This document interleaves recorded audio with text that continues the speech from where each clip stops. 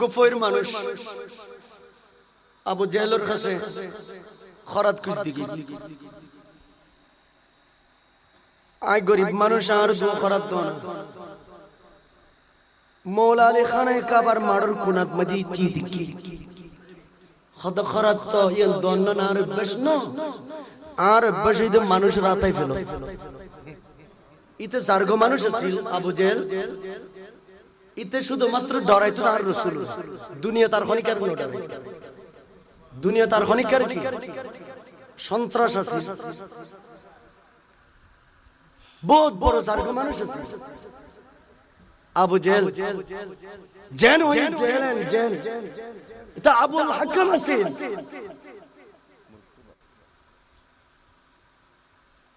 এখন তিনি আবু জেহেল হয়ে গেলেন এ বলে যে খৈরাত তো আমি দিই না ওই আলী ওখানে মৌলা আলী আছে ওনার কাছে যাও আলীর পকেটের মধ্যে কোনো টাকা পয়সা ছিল না মৌলা আলীর কাছে যখন গেলেন মৌলা আলী চিন্তায় পড়ে গেলেন আমি কি দেব আমার কাছে তো কিছু নেই তারপরেও যেহেতু আমার কাছে আসছে আমি খালি হাতে ফেরত দেব না তুমি তোমার হাত দুটো মুষ্টি মারো আমি তোমাকে নিয়ামত দিচ্ছি মৌলা আলী তার হাতের মধ্যে 11 বার আমার প্রিয় নবী মুস্তাফার দরুদ পাক দিয়েছে যাও তুমি মুষ্টি মেরে চলে যাও আবু জেহেলের সামনে গিয়ে এসে জিজ্ঞেস করলে তুমি মুষ্টিটা খুলবা আবার চলে আসতেছে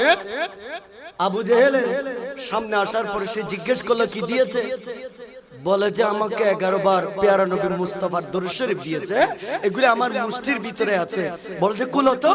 যখন মুষ্টি খুলেছে তখন সে দেখতে পেল তার দুই হাতের মধ্যে 11টা স্বর্ণের আশরাফি দাঁড়িয়ে আছে দরুদ শরীফ গুলি স্বর্ণ মণিমুক্ত হয়ে গেছে মৌলা আলী তিনি এমন নিয়ামতওয়ালা আলী ছিলেন এমন নিয়ামতওয়ালা আলী ছিলেন ফাতেমা আয-জোহরা রাদিয়াল্লাহু তাআলা আনহা উনি নামাজে দাঁড়িয়ে আছেন ইমাম হুসাইন সারা রাত দুলনাতে ঘুমালো জিবরিল আমিন দুলনা দুল দিয়েছে ফাতেমা আয-জোহরা নামাজ পড়তে এক রাকাতে 30 পারা কোরআনের 15 পারা খতম করে ফেললেন দ্বিতীয় রাকাতে দ্বিতীয় 15 পারা শেষ করলেন বেলাল ইসলামের প্রথম মুয়াজ্জিন মসজিদে নববী শরীফে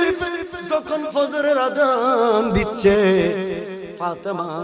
গড়িয়ে গড়িয়ে কাঁদতেছে আল্লাহ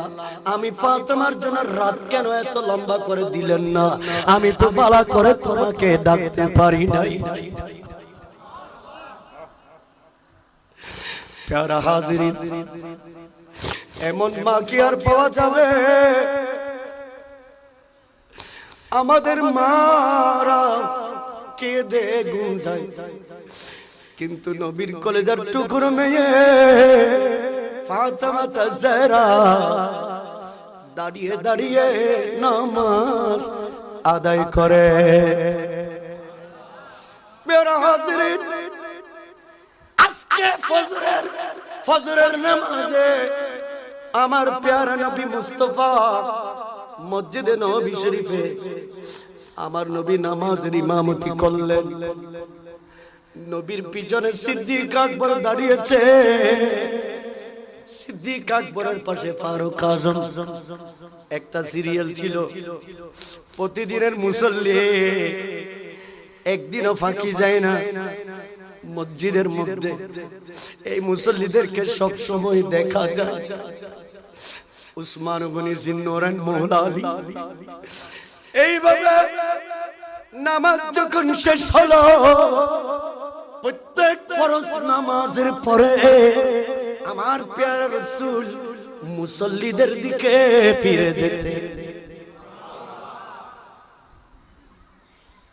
খন্মিকে ফিরে যেতে ফিরে জন্য না নবীর সুন্নাত ফিরজন্য না রাসূলুর কি হন আমার নবী আজকে ফজরের নামাজে পীরে গেল পীরে গিয়ে আমার প্যারে রাসূল সরকার কায়নাত আমার নবী দোয়া কালাম পড়ে মুনাজাত করলেন হাত তুলে মুনাজাত করলেন আমার রাসূল হাতে এমন ভাবে হাত মোবারক তুলে দিতে নবীজির বগল মোবারক দেখা যেত অনেকে বলে মুনাজাত কোথায় আছে হাত তোলা কোথায় আছে আরে হাত তোলার ব্যাপারে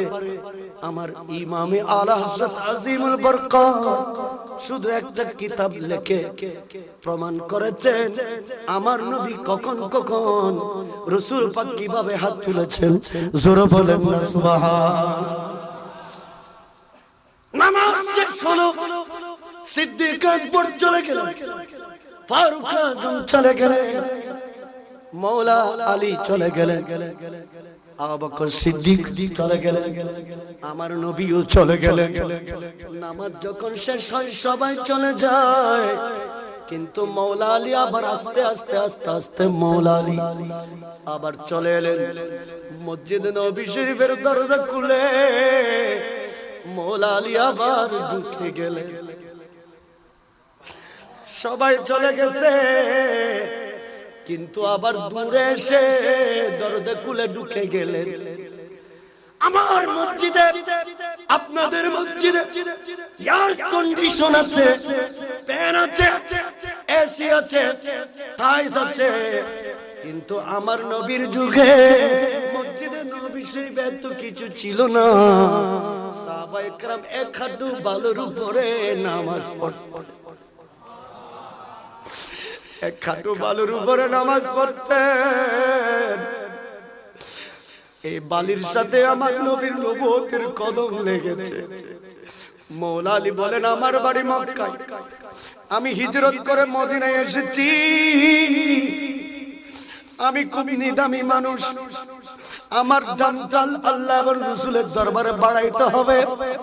আমার দামটা বাড়াইতে হবে মওলা আলী ইনি দরজা খুলে আল্লামা জালালউদ্দিন আমজাদি রহমাতুল্লাহ আলাইহি উনি জগৎ বিখ্যাত ফকিহ ছিলেন জগৎ বিখ্যাত মুহাদ্দিস ছিলেন উনি অসংখ্য কিতাব লিখেছেন এক কিতাবের নাম হচ্ছে খেতবাতে মুহররম এই খেতবাতে মুহররমের ভিতরে কথাটা নকল করে আনতেছে উনি লিখলেন যে মওলা আলী মসজিদে নববী শরীফে নিজের জামা খুলে গেঞ্জি খুলে কালি গায়ে ওই বালুর মধ্যে পিটকারা লাগায়া দিলেন লাগায়া দিয়ে মওলা আলী উনি উত্তর দক্ষিণ দিকে গড়ায় গড়ায় কাঁদতেছে আর বলতেছে আমার মত নিদামি মানুষ মদিনার জমিনে আর নাই আমার মত নিদামি মানুষ মদিনাতে আর নাই যারা আছে সবাই আমার চেয়ে বড় আমি নিদামি মানুষ আল্লাহ আমি এই মদিনার মাটিতে মসজিদে নববী শরীফের বালিতে আমার পিটকারা লাগিয়ে দিয়েছি আল্লাহ আমার দামটা বাড়ায়া দাও আমার দামটা বাড়ায়া দাও এইভাবে কাঁদছে ছোট বাচ্চার মতো সবাই ঘুমিয়ে পড়ল ফজরের নামাজের পরে মদিনাওয়ালা কামলিওয়ালা নবীর কান মোবারকের শব্দগুলি ছুটে আসতেছে আমার নবী হুজরায়ে পাক থেকে উঠে গেলেন মসজিদে নববী শরীফের মধ্যে কাঁদতেছে কে নবী দূর দিয়ে এসে তিনি কেউ না তিনি হচ্ছেন ফাতেমার স্বামী মওলা আলী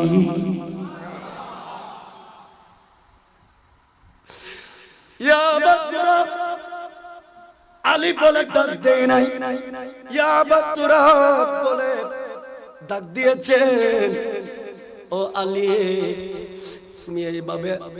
অজর দ্বারাই কাঁদছো কেন আলী অজর দ্বারাই কাঁদছে কেন অজর দ্বারাই কাঁদছে কেন মওলা আলী বলে নবী গো আমি মক্কার মানুষ, নিদামি মানুষ, আমার তেমন কিছু নাই, দাম নাই, ইজ্জত নাই। নবী এই মসজিদে নবী শরীফের বালুতে আমার পিটকানা লাগাইয়া গড়াল দিয়েছি। নবীজি এই বালির নাম মুমিন, এই বালির নাম তাইয়্যিবা, এই বাড়ির নাম তাইয়্যিবা, এই বাড়ির নাম মুসলিমা, এই বালির নাম তাইয়্যিব, এই বাড়ির নাম মুমিন, এই বালির নাম মুকররমা,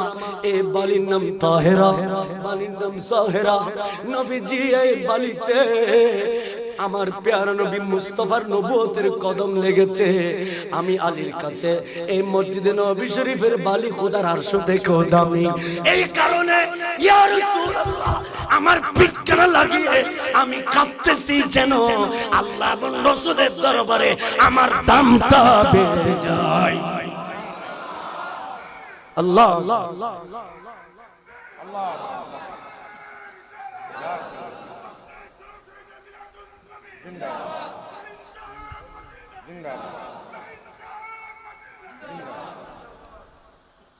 প্যারা হাজির, আমার প্যারা রাসূল সরকার মুস্তাফা পৃথিবীতে আসার আগে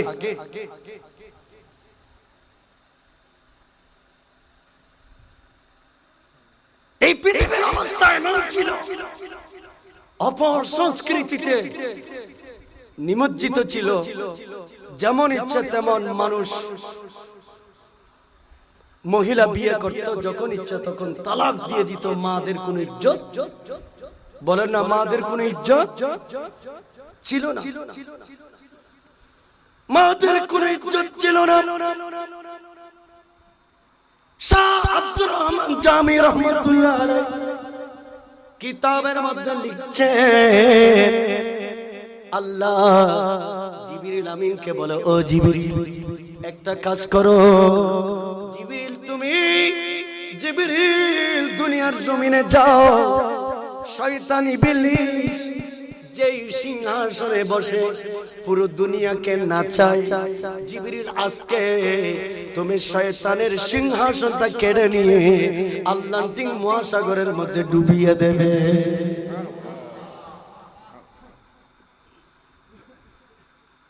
আর রাসূল আইবের আগে আগে শয়তান গদি খারাই ফেলি,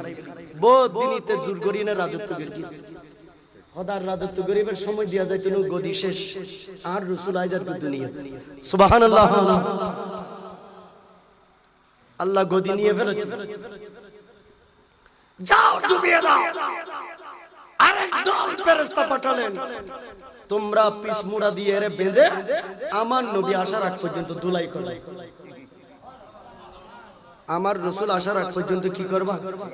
কেন? এ অন্যান্য নবীদেরকে অনেক জ্বালিয়েছে, অনেক কষ্ট দিয়েছে, নবীর উম্মতদেরকে গোমরাহ করেছে। এরে সাইজ করো, আমার নবী আসলে যেন আমার নবীর কাছে সে যেন মুসাখখর হয়ে যায়, সে যেন আমার রাসূলের সাথে খারাপ আচরণ করতে না পারে, সে যেন আমার নবী যেভাবে বলে ওইভাবে যেন কাজ করে।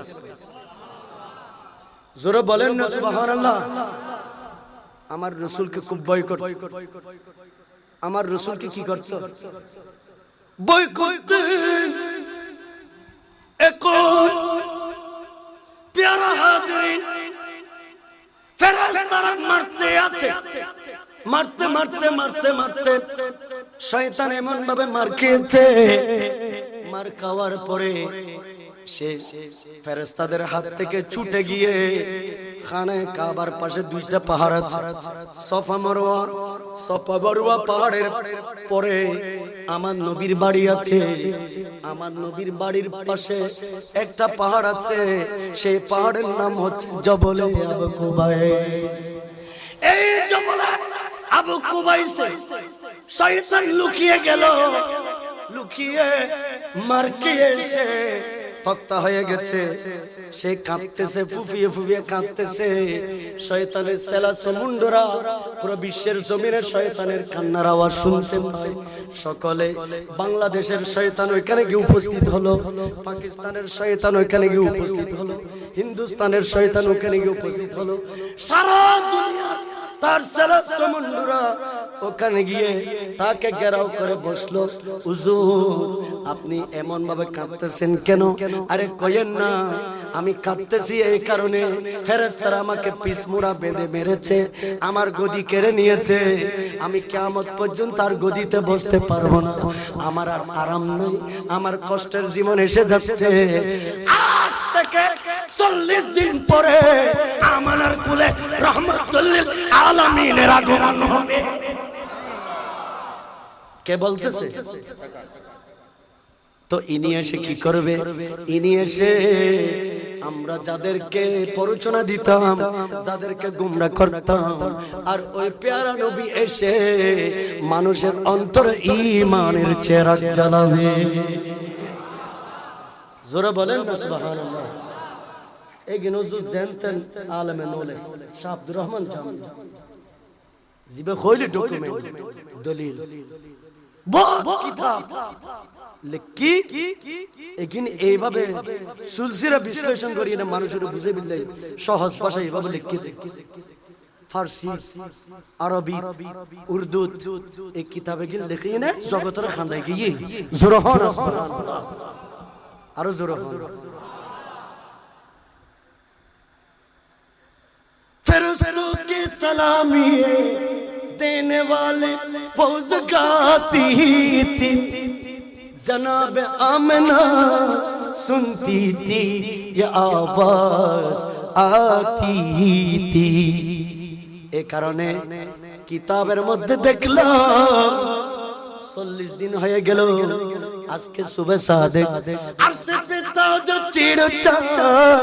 फर्शे पे तुर पर तुम दाम, काने जिधर लगाइए तेरे ही दास्तां है। আরে আরশো আজমে দুমদাম চলতেছে, জান্নাতের মধ্যে দুমদাম চলতেছে। আল্লাহ আসমানকে সাজিয়ে ফেলেছেন, জান্নাতকে সাজিয়ে ফেলেছেন, ফেরেশতাদেরকে সাজিয়ে ফেলেছেন, হুর গালমানদেরকে সাজিয়ে ফেলেছেন, কোটি কোটি ফেরেশতাদেরকে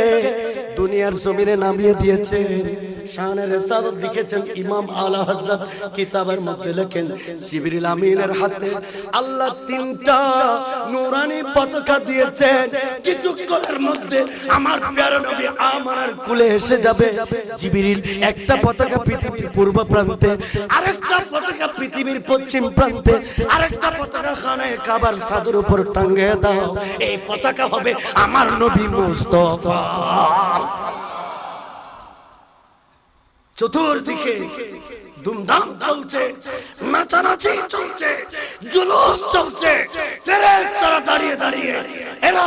সালাত ও সালাম পেশ করছে। আর আমিনা রাদিয়াল্লাহু তাআলা বলেন আমি আমার চোখে ফেরেশতাদেরকে দেখেছি, আবার আমার কান দিয়ে ফেরেশতাদের আওয়াজ শুনেছি। আবু জেহেলের মাথা খারাপ হয়ে গেছে। আবু জেহেলের মাথা দুর্ভিক্ষ আসলো,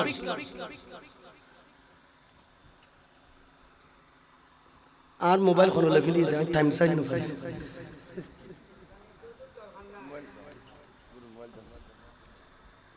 সালাতুন ইয়া রাসূলুল্লাহ,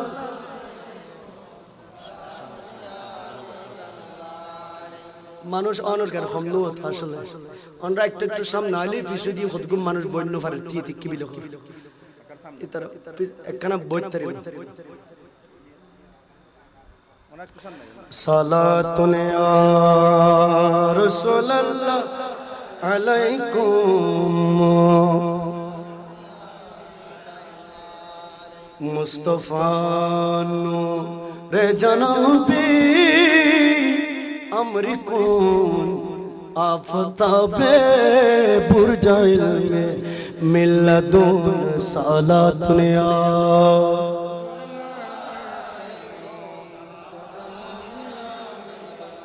ত্রিভুবনে রহমত নবী, ত্রিভুবনের রহমত, আরে জুড়ে কোরআনে প্রমাণ, আশিক বিনে কে বুঝিবে, আরে জুড়ে আশিক বিনে কে বুঝিবে, আদম থেকে ঈসা নবী নফসি নফসি করবেন সবই, কিন্তু উম্মত উম্মতি বলবেন নবী হাসরের ময়দান। আশিকি বিনে কে বুঝিবে, আশিকি বিনে